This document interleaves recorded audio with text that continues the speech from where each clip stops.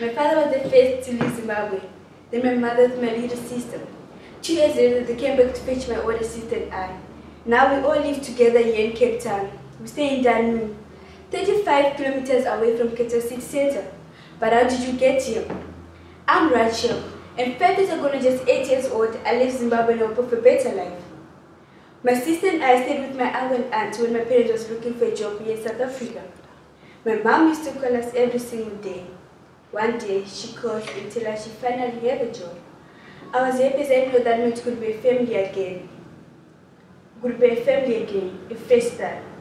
My life in Zimbabwe was not that good. That meant it was finally over. I could finally live.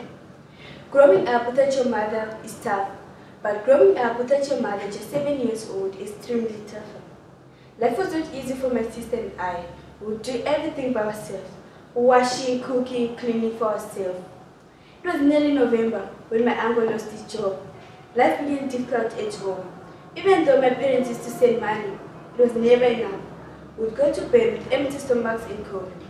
Then one day in late August, I came back from school and my mom was waiting for me. It was the best surprise. She had the biggest smile on her face, so did I. I was so overjoyed that I ran straight into her arms. I couldn't believe she was back. I was back with my mother. My mother stayed with us in Zimbabwe for 2 weeks. In that 2 weeks, life was incredible. One morning, she woke up and told us today is the day that we're finally leaving. I felt so blessed to be beginning my life in South Africa. We traveled 3 days in the bus. The journey was long and trying, but nothing could have told how excited I felt. We arrived in South Africa at 6 p.m. My father came to greet us. When I saw my father started crying, I was able to see my father again. We arrived in South Africa around 6 p.m. My father came to greet us.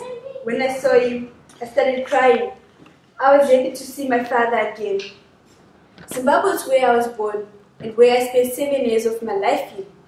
Zimbabwe is a country just like South Africa. The socio-economic divide is clear and the population is high.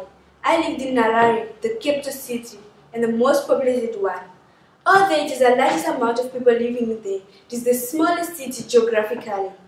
Xenophobia is a dislike prejudiced against people from all countries. Xenophobia is what I've experienced moving to South Africa. I love living here, but South Africa can do. They say hateful words and treat us like animals, forgetting that we have feelings too, just like them. We can hate too. Life as a foreigner in South Africa is not always easy. There's so much disadvantage. How I first moved to South Africa, I had to learn a whole new batch of new languages. In Zimbabwe, we spoke Shona. I had to learn Afrikaans so that I could go to school and learn. To communicate, we use hand signals and 5 words to begin with. But that became frustrating when another person at the end of the conversation took patience. Until we learned the language, we couldn't communicate with policemen, doctors, teachers, or our neighbors. We felt isolated and felt like we don't belong. But through perseverance and persistence, we learned the language because we really wanted this new life. Being a victim of xenophobia is hard. It's tough to be discriminated against the punchline of a joke at school and feel like you don't belong. But my name is Rachel, and I finally feel like I belong here in South Africa.